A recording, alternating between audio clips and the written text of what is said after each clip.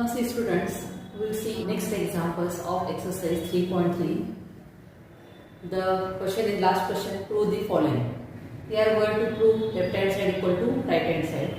Now see, in left hand side we are given sine inverse of minus 1 by 2 plus cos inverse of minus root 3 by 2. Now there is minus sign. We know sine inverse of minus x, it is a minus sine inverse x, and cos inverse of minus x, it is a pi minus cos inverse x. We have to use this. See, from that we can write here, it is sine inverse of 1 by 2. Sine inverse of minus 1 by 2 is minus sine inverse of 1 by 2 plus cos inverse of minus x means it is pi minus. It is pi minus cos inverse of root 3 by 2. Using these two, I have written there. Now here minus sign as it is sine inverse of 1 by 2. We know sine of 30 degree means pi by 6 is 1 by 2. So it is a minus pi by 6 plus pi as it is, and cos inverse of root 3 by 2. Cos of 60 degree, it is a root 3 by 2. Cos of 30 degree is root 3 by 2. So it is also pi by 6. Now put the value here, calculating this, minus pi by 6 minus pi by 6 plus pi. Here it is minus 2 pi upon 6 plus pi. So it is minus pi by 3 plus pi. We have to get cancelled. So we get minus pi plus 3 pi upon 3 means it is a 2 pi upon 3. Call this as 1. This is left hand side value. Now for right hand side. Taking right hand side, RHS, it is a cos inverse of minus 1 by 2. Again using that cos inverse of minus x is pi minus cos inverse x. So it is pi minus cos inverse of 1 by 2. So it is pi minus cos inverse of 1 by 2 means it is cos 30 degree, that is pi by 6. Cos of 60 degree. Cos 60 degree is a 1 by 2. So it is a pi by 3. Cross multiplication is 3 pi minus pi upon 3. So it is a 2 pi upon 3. See here, left hand side value is 2 pi upon 3. RHS is also 2 pi upon 3. So we can write from 1 and 2. LHS equal to RHS. Left hand side equal to right hand side, or you can write like this example. This is simple example. You have to only using that sine inverse of minus x, then cos inverse of minus x, and put the values, do the calculations to get the required answer. It is simple. Now see students, it is exercise 3.3. First example, prove the following. We have to prove the yes, here left hand side equal to right hand side. Now here left hand side is sine inverse of minus 1 upon root 2 minus 3 into sine inverse of root 3 by 2. Now whenever there is minus sign, use this. Result, cos sine inverse of minus x, it is a minus of sine inverse of x. Using this result, I will write here it is sine inverse of 1 upon root 2 and minus 3 into sine inverse of root 3 by 2 as it is. Now which value of sine is 1 upon root 2? We know that sine of 45 degree is 1 upon root 2. 45 degree means it is pi by 4. So sine inverse of 1 by root 2 means it is pi by 4 minus 3 into sine inverse of root 3 means sine of 60 degree is root 3 by 2. 60 degree means it is a pi by 3. So sine inverse of root 3 by 2 means it is a pi by 3. So it is pi by 4 minus 3 get cancelled pi. So it is pi minus 4 pi upon 4.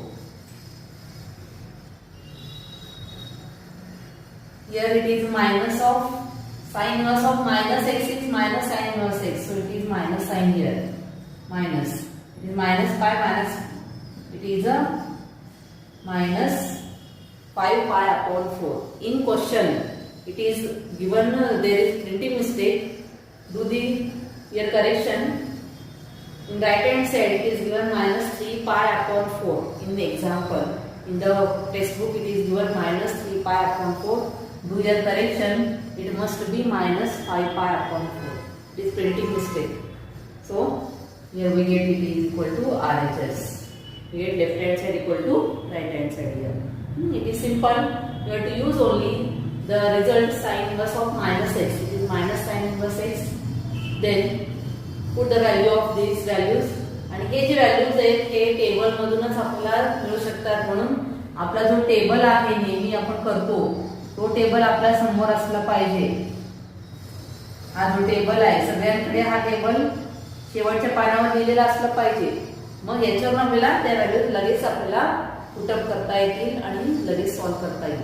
लक्षात आलं. हा table तयार करून ठेवा मागे. मग example आपल्याला solve करायला सोपं जाईल. Now see students, this is third example of exercise 3.3 मधला to the following मधला third example आहे आणि हा खूप महत्त्वाचा एक्झाम्पल आहे. याला स्टार करा. Very IMP most important example asked every time in board question paper. प्रत्येक वर्षी हा जो आहे तो विचारलेला आहे. एक एक्झाम्पल तुम्हाला पुस्तकात सॉल्व्ह करून दाखवलेला आहे आणि एक एक्झाम्पल एक्सरसाइज मध्ये आहे तो मी तुम्हाला सॉल्व्ह करून दाखवते. आता यामध्ये आधीचे एक्झाम्पल वेगळे होते पण हा एक्झाम्पल जो आहे तो इथे 3/5 आहे, 12/13 आहे, 56/65 आहे. या व्हॅल्यू जे आहेत त्या टेबल मध्ये नाही आहेत. आलं का लक्षात. आधीचे एक्झाम्पल मध्ये कसे होते व्हॅल्यूज इथे sin इनवर्स ऑफ 1/2 √3/2 असे व्हॅल्यूज होते. cos इनवर्स ऑफ √3/2 असे असतील. हे सगळे जे व्हॅल्यूज आहेत ते टेबल मध्ये आहेत पण 3/5 12/13 हे व्हॅल्यूज नाहीयेत. म्हणून त्या प्रकारे आपल्याला सॉल्व्ह करता येत नाही. याला वेगळी प्रोसिजर आहे. खूप सोपी आहे. हा एक्झाम्पल जो आहे तो 4 मार्काला परीक्षेला विचारू शकतात. केअरफुली सर्वांनी बघा लक्ष द्यायचं आहे. आता यामध्ये left hand side equal to right hand side येत नाही हे लक्ष ठेवायचं पहिल्यांदा. तर यामध्ये काय करायचं पहिल्यांदा let alpha is equal to पहिली जी व्हॅल्यू आहे त्याला अल्फा मानायची. Alpha is equal to sin inverse of 3/5 and beta is equal to cos inverse of 12/13. याला आपण ते अल्फा बीटा मानलेला आहे. तुम्ही ए बी पण मानू शकता कसंही. मग alpha is equal to sin inverse 3/5 असेल तर काय देता येईल आपल्याला sin अल्फा. साइन कडे घेतला म्हणजे sin alpha is equal to काय येणार 3/5 येणार. and here cos beta is equal to 12/13. समजलं. Alpha is equal to sin inverse असल्यामुळे sin alpha is equal to 3/5 and beta is equal to cos inverse घेतल्यामुळे ते काय cos beta is equal to 12/13. आता काय करणार आता यामध्ये आपल्याला तर कन्सिडर करायचं. आता कन्सिडर करताना आपल्याला 10वी मध्ये पण आपण शिकलोय sin अल्फा वरून आपल्याला आयडेंटिटी वापरून आपल्याला cos अल्फाची व्हॅल्यू काढता येते आणि cos बीटा वरून sin बीटा. हा जो रिझल्ट आहे आयडेंटिटी जो आहे तो जर आपण वापरला तर यावरून sin अल्फाची व्हॅल्यू ठेवली तर आपल्याला cos अल्फा मिळतो. cos बीटा वरून sin अल्फा. आता यावरून cos अल्फाची व्हॅल्यू मिळेल. डायरेक्ट आपल्याला काढता येतं. डायरेक्ट काढायचं म्हणलं तर एक ट्रायंगल जो आहे तो लक्षात ठेवायचा. त्याची व्हॅल्यू जी आहे स्टँडर्ड व्हॅल्यूज आहे 3, 4, 5. त्यानंतर पुढची व्हॅल्यू काय 12/13. हे राईट अँगल ट्रायंगलचे स्टँडर्ड व्हॅल्यूज आहेत. म्हणजे 3² + 4² = 5², 5² + 12² = 13² अशी व्हॅल्यूज येतात. मग यावरून आपल्याला इथे sin अल्फा दिले 3/5 मग cos अल्फा येणार 4/5. त्यानंतर cos बीटा दिले 12/13 म्हणजे sin बीटाची व्हॅल्यू काय येणार 5/13. असे आपल्याला ट्रायंगल जे आहे बघा असे किती ट्रायंगल्स व्हॅल्यूज येतात ते सांगते मी तुम्हाला. 3, 4, 5 त्यानंतर 5, 12, 13 त्यानंतर 7, 24, 25 याच्या व्हॅल्यू स्टँडर्ड आहे. म्हणजे 3 square plus 4 square equal to 5 square, 5 square plus 12 square is 13 square, 7 square plus 24 square is 25 square. असे जे व्हॅल्यूज आहेत. त्यानंतर अजून एक व्हॅल्यू आहे 8 square plus 15 square is equal to 17 square. हे राईट अँगल ट्रायंगलचे स्टँडर्ड व्हॅल्यूज आहेत. राईट अँगल ट्रायंगलच फक्त अशामध्ये म्हणजे पायथागोरस वापरून आपल्याला ते व्हॅल्यूज काढता येतात. मग यावरून आपल्याला साइन अल्फा दिलाय 3/5 तर त्यावरून कॉस अल्फा ची व्हॅल्यू आपल्याला काढता येईल. आता ही एक मी तुम्हाला स्टँडर्ड व्हॅल्यू सांगितली. किंवा दुसरी एक मेथड काय आहे यामध्ये थीटाच्या ऐवजी ते काय येणार alpha, sine square alpha plus cos square alpha. आपण 11वी मध्ये सॉल्व्ह केलेला आहे. साइन स्क्वेअर अल्फाची व्हॅल्यू ठेवली 3/5 square is plus cos square alpha is equal to 1. मग cos square alpha is equal to ही व्हॅल्यू आहे 9/25 equal to 1. So cos square alpha is equal to 1 minus 9/25. मग cos square alpha is equal to 25 minus 9 म्हणजे 16/25. So cos alpha चे दोन values येतात plus minus square route इथे जर घेतला तर आपल्याला 4/5 मिळतो. हे व्हॅल्यूज असं काढता येतं. किंवा हे जर लक्षात राहिलं 3/5 म्हणजेच 4/5 राहिलेलं येणार असंही काढता येतं. तुम्हाला जे सोपं वाटतं. आपल्याला हे सगळं करायची आवश्यकता नाही. डायरेक्ट आपण व्हॅल्यूज लिहू शकतो आपण इथे. तर कॉस अल्फाची व्हॅल्यू जी आहे ती काय येणार इथे 4/5. अँड आता कॉस बीटावरून साइन बीटा काढता येतं. साइन बीटाची व्हॅल्यू 12/13 आहे. 12/13 म्हणजे काय राहिला काय 5/13. So sine beta is 5/13. जी मोठी व्हॅल्यू असते तो काय असतो तो हायपोटेनस असतो. लक्षात ठेवा हे सगळे जे आहेत हे हायपोटेनस असतात. राहिलेले हे व्हॅल्यूज असतात. ते लक्षात ठेवायचं त्यावरून. मग इथे याच्यावर डायरेक्ट आपण लिहू शकतो sine alpha is equal sine alpha वरून कॉस अल्फा, कॉस बीटा वरून sine beta. Now consider sine of alpha plus beta. मी साइन ए प्लस बी, तुम्ही ए बी घेतलं तरी चालेल अल्फा बीटाच्या ठिकाणी. Sine A plus B formula, sine A plus बीचा फॉर्म्युला आपण 11वीला शिकलेलो आहोत. It is a sine A cos B plus cos A sine B. Sine A plus B means sign A cos B plus cos A sine B. Value घेऊया आपण. Sign alpha is 3/5 into cos beta is 12/13 plus cos alpha is 4/5 into sin beta is 5/13. आता या दोन्हीचं multiplication येणार 36/65 plus ला plus या दोन्हीचं multiplication 20/65. Addition केली तर LCM same आहे 36 plus 20. So we get here 56/65. He value आली साइन अल्फा प्लस बीटाची. अजून आन्सर आलेला नाही आपल्याला. तर आता पुढे काय करणार आपण. आता sign alpha plus beta. Now sine alpha plus beta याची व्हॅल्यू आलेली आहे 56/65. मग यावरून साइन ची व्हॅल्यू एवढी असेल तर alpha plus beta is equal to काय याचा येणार साइन इनवर्स ऑफ 56/65. बरोबर आहे.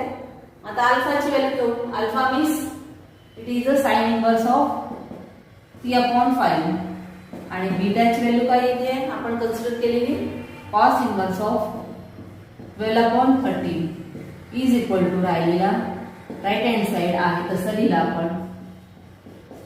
म्हणून आपल्याला हा आन्सर मिळेल. सिंपल आहे. यामध्ये फक्त या व्हॅल्यूज काढता आले पाहिजे. 3/5 वरून 4/5, 12/13 वरून 5/13. मग साइन ए प्लस बी चा फॉर्म्युला वापरला. सगळे व्हॅल्यूज ठेवले, मल्टिप्लिकेशन केलं आणि मधलं ऍडिशन घेतलं तर आपल्याला 56/65 येतं. पण आपल्याला साइन इनवर्स 56/65 पाहिजे. मग आता इथे काय केलं ही व्हॅल्यू आली साइन अल्फा प्लस बीटाची व्हॅल्यू आली. मग यावर alpha plus beta is equal to आपल्याला काय लिहिता येईल it is equal to sine inverse of 56/65. आणि फक्त अल्फा आणि बीटाची व्हॅल्यू ठेवली आपण, जी आपण सुरुवातीला कन्सिडर केलेलं आहे, ती व्हॅल्यू ठेवलं की आपल्याला रिक्वायर्ड आन्सरच मिळेल. एवढं सोपं आहे. 4 मार्काचा एक्झाम्पल आहे, 3 किंवा 4 मार्काला कंपल्सरी विचारलेलंच आहे बोर्डाला. त्यामुळे एक्झाम्पल व्यवस्थित करा. ही व्हॅल्यू जी आहे याच्यावर ठरवायची आपण व्हॅल्यू की प्लस घ्यायचं का मायनस घ्यायचा. आता समजा इथे जर 16/65 जर विचारला आन्सर, तर इथे मात्र काय येणार, समजा इथे 16/65 केव्हा येणार, 36 - 20 यांची सबट्रॅक्शन केली तर येणार, म्हणजे मधला साईन मायनस असायला पाहिजे. मग मायनस साईन म्हणजे इथे मायनस पाहिजे, अल्फा मायनस बीटा. मग त्यावेळेस हा एक्झाम्पल असा विचारू शकतात, इथे 16/65 आलं लक्षात. त्यानुसार आपण ठरवायचं की ते ऍडिशन फॉर्म्युला घ्यायचा का सबट्रॅक्शन फॉर्म्युला घ्यायचा, राईट हँड साइड बघायचा, त्यावरून फॉर्म्युला वापरायचा. काही एक्झाम्पल मध्ये मायनसचा विचार येतील, काही एक्झाम्पल ऍडिशनचे. लक्षात आलं. खूप सोपं आहे. मी तुम्हाला नोट्स पाठवलेले आहे, ते नोट्स लिहायचे आहेत आणि सॉल्ड एक्झाम्पल जे आहेत ते तुम्ही सॉल्व करायचे आहेत, वहीमध्ये लिहायचे आहेत. सॉल्ड एक्झाम्पल जे आहे पेज नंबर 101 99 पासूनचे जे सॉल्ड एक्झाम्पल आहेत, प्रत्येक एक्झाम्पल महत्वाचं आहे. सॉल्ड एक्झाम्पल सुद्धा महत्वाचे आहेत आणि एक्सरसाइज मध्ये सुद्धा एक्झाम्पल महत्वाचे आहेत. सर्व एक्झाम्पल तुम्ही सॉल्व केलेले असलेच पाहिजे. एक एक्झाम्पल मिस करता कामा नये. आपले एक्झाम्पल परीक्षेला विचारू शकतात. तुम्हाला समजलं असेल. खूप सोपं आहे. हे जे एक्झाम्पल तुम्हाला सॉल्व करून दाखवलेले आहे तेवढे लिहा आणि राहिलेले एक्झाम्पल तुम्ही वहीमध्ये सॉल्व करा.